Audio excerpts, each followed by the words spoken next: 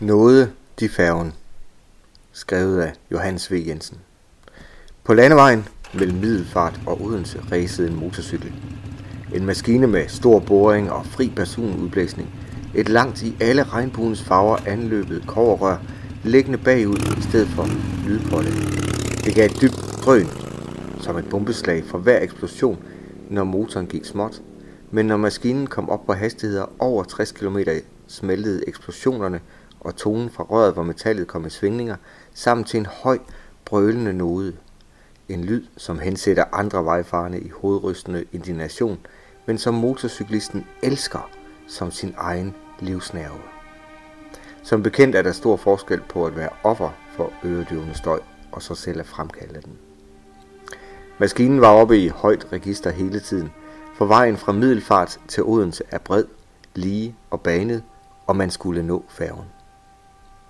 Det var Sophus Hansen, som havde været en resttur i Jylland på vej hjem mod København. Bagpå Elvira. De hed ikke andet i daglig tale end Sophus og Vira, og så skal de heller ikke hedde andet her. Vira sad med lange spidse ben nedenud af støvfrakken og en lille sød læderhjelm på hovedet. Lidt højere på bagsædet end Sophus, med hovedet hældet til siden bag hans skulder for at se frem. Sophus styrede, både forover og kort i halsen, stødt lurende på, hvad vejen ville bringe. Det var en ganske tidlig sommermorgen, til at begynde med endnu lidt tåge og kort synsfelt, så der skulle passes på. Fyn lå badet i dug, med skimlede haver og hegn. Vejen let dugslået, men ikke nok til at binde støvet. Hister her var der kørt frisk sand på, svigefuldt, baghjulet fedtede mere end én gang, der måtte styres og balanceres på et hår. Ikke desto mindre indlod Sophus sig på en smule kapkørsel, når det var at få. Lejligheden tilbød sig ikke let. Han smurte på forhånd fra alt. Kun undtagelsesvis kunne han komme op på siden af en motorcykel af hans egne dimensioner, som bød ham kamp, og det blev da vejen og udspekuleret kørsel samt et spørgsmål om, hvor meget gas modstanderen turde give, der blev afgørende. Sophus gav gas i bunde ved slige lejligheder. Hvad angår til at kørsel, så var det jo ikke i byerne eller på steder, hvor kontrol kunne ventes, at Sophus lod stå til. At hans hastigheder røbes her, kan heller ikke gøre ham noget nu. Han er, som det vil fremgå af det følgende, hævet over regnskab for hvad speedometeret viste. 2-3 vogne havde været med samme færge fra Jylland til Fyn, og havde haft et forspring, fordi de kom først fra Borre. De to lagde Sophus bag sig straks uden for byen, et par Ford-kasser. Den tredje, en lille rødlakeret AFAC, som han havde lagt mærke til på færgen, så han indtil videre ikke noget til. Sophus og Vira ville nå den første færge fra Nyborg. Det lod sig gøre og regne ud på minutter, hvis ellers motoren blev ved med at gå, som den gik. Derfor var maskinen så høj i tonen, og Fyn så stribet. Vira sad trygt bagpå. Sophus sad så nær som muligt med et ben på hver side af ham som en tang, hvormed hun holdt sig fast.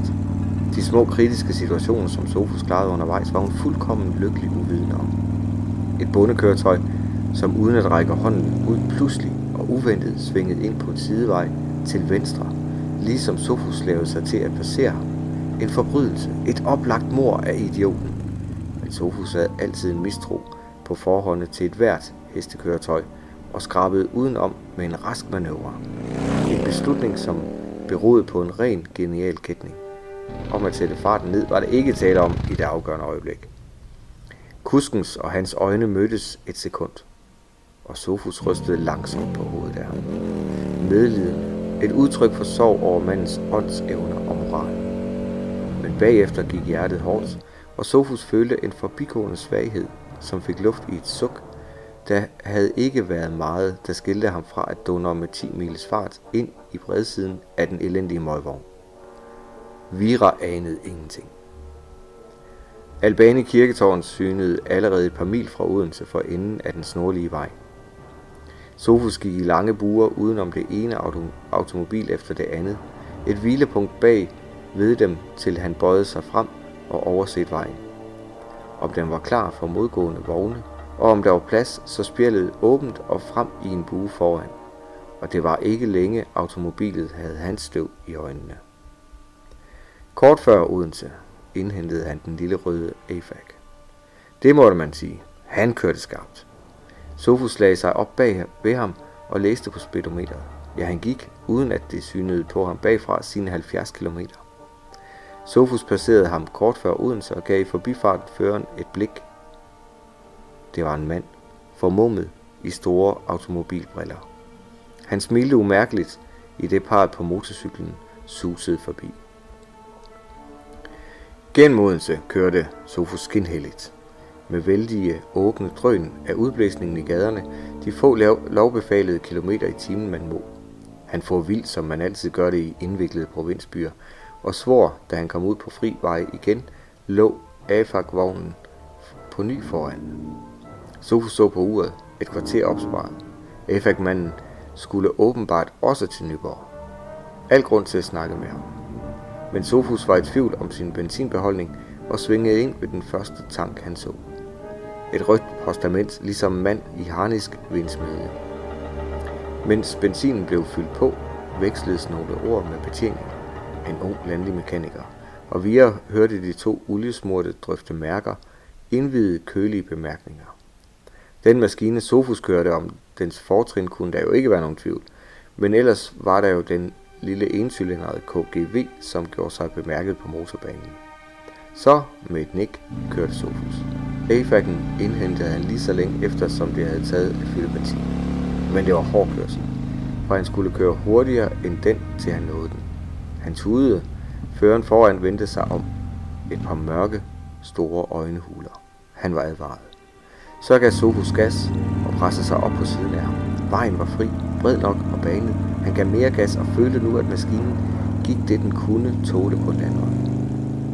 Den slangede ejendommeligt under ham, som om det umådelige motorpres føltes på langs igennem. Selv lange ujævnheder i vejen slog mod hjulene som hammerslag. Alt føg og blev strimer, men Sofus kom ikke forbi. Han gav gas i bunden, spjældet gab åbent. Føreren i vognen ved siden af smilede og bøjede sig lidt sammen. En bevægelse, der forrådte, at han trådte på speederen.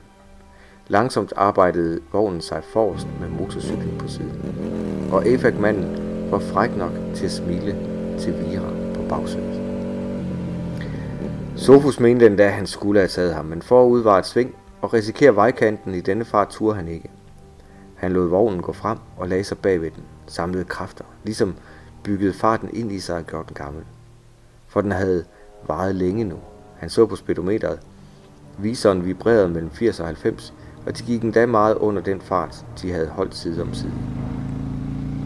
Vognen foran rokkede uhyggeligt på vejen, som om man hvert øjeblik kunne tænke sig, at den springe ud af vejbanen og til himmels. Man så fjederne give sig under karosseriet. Ujævnheder i vejen tog den med små hårde nik. Ubegribeligt, at han turde holde den fart med så lille en vogn. Det gik ned ad bakke, og Sofus holdt sig klogeligt tilbage, lod den anden få et forspring. Først når det gik op ad bakke igen, havde en chance for at tage den tungere vogn. Da terrænet hævede sig igen, gik han frem og lagde sig lige bag på vognen. Føreren vendte sig og smilede. De så hans mørke øjnehuler og en lang dobbeltrad tænder, og Sofus svor ja, og så skred duellen frem. Det var imidlertid blevet en høj, dejlig sommermorgen. Fyn blottede sine grønne yndigheder. Blomsterne gyngede i grøfterne, og luften var fuld af hvide sommerfugle. Så mange, at det lignede til snevejr. Foran på Viras støvfrakke satte de sig fast, blev klinet imod i trækken fra farten. Der var så stærk, at den pressede munden op, hvis man ikke hele tiden med magt holdt den lukket. Men Sofus og Vira så ikke meget til Fyn. De var nødt til at lukke øjnene næsten for den regn af støv og sten, der kom fra vognen foran. Det var bogstaveligt, som om baghjulene udskød grus. Luften var en flyvende masse af bidende støv, der piskede i ansigtet, som om man kom imod det med en orkans hastighed. Det var som at køre i en strøm af sand udskudt af en kanon. Længere holdt man det ikke ud. Sofus gik frem endnu en gang og pressede sig op på siden af AFAC-manden. Og da skete der det, der kan ske, når en motorcyklist drister sig til at køre om kap med et automobil. Føreren på vognen grinte og lod masken falde. Det var døden. Han svingede ud i venstre side af vejen. Et gement trick af en motormand, når man vil forbi ham, men ikke ukendt, og Sofus blev tvunget af vejbanen ud mod grøften, hvor grønsvær og løst sand lurede på motorcyklisten. Han følte den bundløse fornemmelse under sædet, man har, når baghjulet skrider, greb for livet i styret og styrtede. Han og Vira fik det aldrig at vide. Maskinen sprang lige op i luften i den sindssyge fart, kom ned igen med et brag og rullede ned, lige ned i underverdenen. I det samme tørnede færgen med et bump mod bolværket. Karons gamle sorte pram, der er slidt og ser ud som snegleslim indeni. Karon var præcis. Han var sagt til den og den tid, og det passede. Ligesom færgen lagde til land, rullede 2 skikkelser ned ad den skrå bred, ned og endte med et dunk i bunden af færgen. Og Karen lå. Ha ha ha! Så det svarede igen over fra den anden side af floden. Et brøl af genlyd, som når isbjerge kalver i en fjord. Så svang han stagen rundt og støtte fra. Rask forretning og førte Sofus og Vira over. Jo, de nåede færgen.